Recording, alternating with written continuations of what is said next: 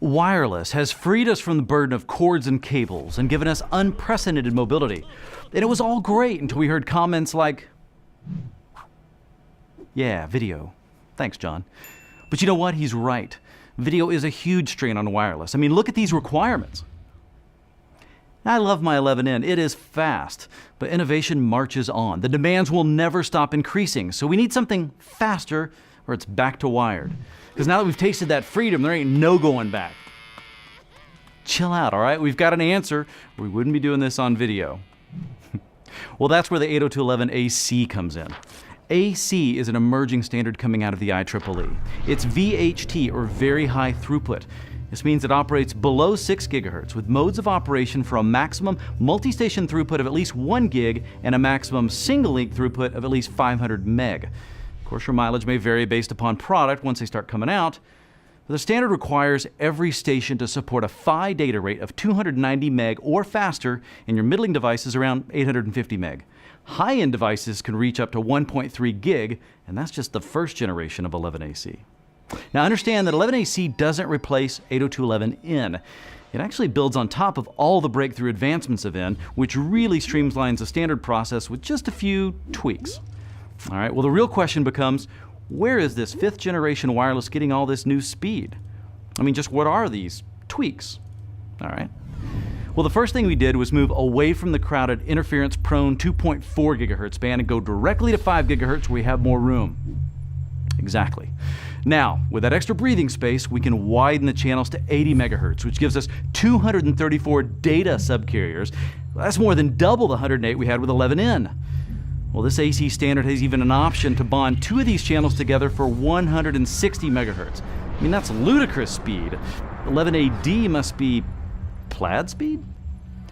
With tweaks to RTS, CTS, this wider bandwidth allows us to transmit more data efficiently by shutting the transmitter down sooner to decrease power usage, which translates to both speed and battery life improvements.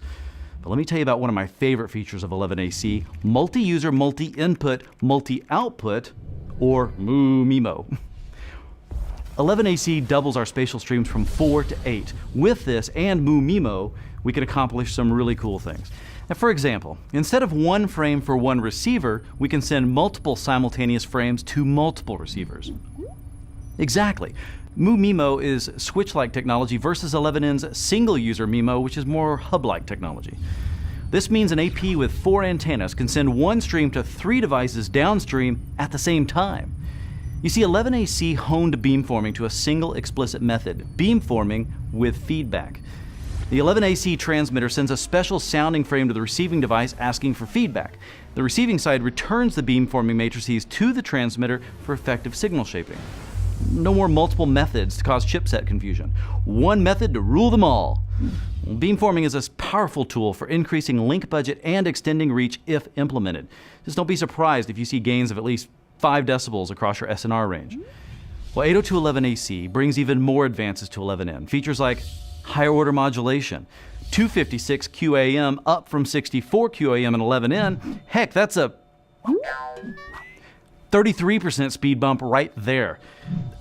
Speaking of modulation, coding scheme 0 through 7 fully supported. Fast Fourier transform up to 512. That's a quantum leap from 128 in 11N. And a new set of PPDUs, procedural protocol data units, to support the new VHT preamble, improve automatic gain control for MIMO, auto detection. I could go on. Before you ask, yes, 11AC is backwards compatible with other 802.11 wireless technologies, and there is no new greenfield preamble to make life more difficult. Yeah, wireless innovations are moving so fast that the IEEE actually ran out of letters, so they had to start over. Now let me make something clear. Increased throughput requires change in at least one of 3 areas. You can do higher order modulation schemes. All right, you could do wider channel bandwidth or more spatial streams. 802.11ac is not available yet. Now, when it does come out, it'll be in waves with the 80 megahertz improvements, 256 QAM, and likely beamforming first, and the rest of these tweaks we talked about soon after. Now stop 1 second, okay? Let's make sure we all caught that, because 11AC is the pretty new shiny standard way out in the distance. It's nice to see the vision, but we all want speed right now. And I guarantee you 11N is ready to blow your socks off, and you can roll it out right now. Operators are standing by.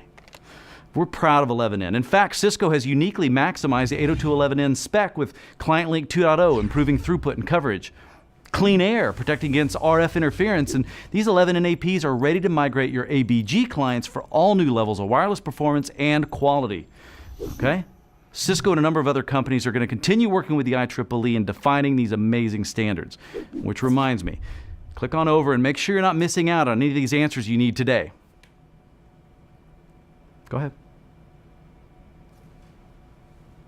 Did you click?